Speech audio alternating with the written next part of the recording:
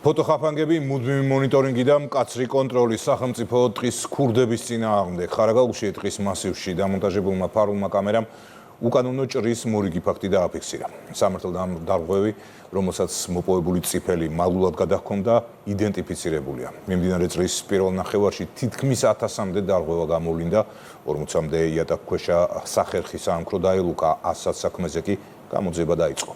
ანი ოჩხიკიძე გიამბობთ.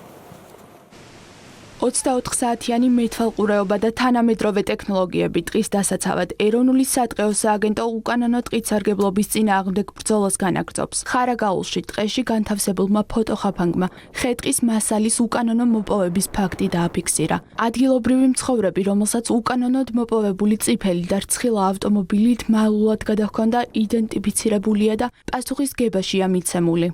მოხდა კანონდარღვევის დაფიქსირება, სამართალდარღვევის ოქმის გამოწერა, დაილუქა სატრანსპორტო საშუალება და ჩამორთმეული საშეშე მერქანი გადატანილი იქნა საქმიან ეზოში.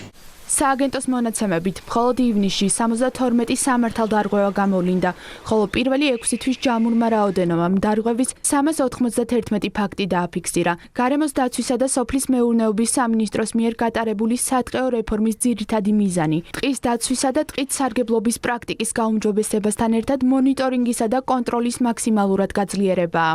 ჩვენი რეგიონული სამსახურები სრულად არის აღჭურვილი. მომავალში ჩვენ აქტიურად ვაპირებთ, რომ ამ კუთხით გავაგრძელოთ მუშაობა, რათა მინიმუმდე დავიყვანოთ სამართალდარღვევის ფაქტები და უკანონო ჭრების ფაქტები შევამციროთ.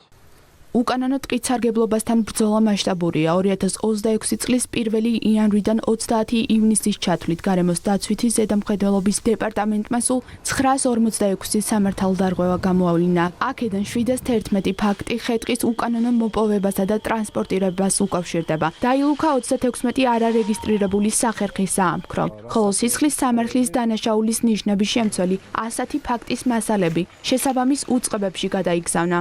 გარემოს დაცვითი ზედამხედველობის დეპარტამენტი აქტიურად აგრძელებს უკანონო ტყით სარგებლობასთან ბრძოლას. ჩვენ ვიყენებთ თანამედროვე ტექნოლოგიებს, რომელიც გვეხმარება პრევენციულ ღონისძიებებში ეფექტურად გამოვავლინოთ სხვადასხვა ტიპის სამართალდარღვევები.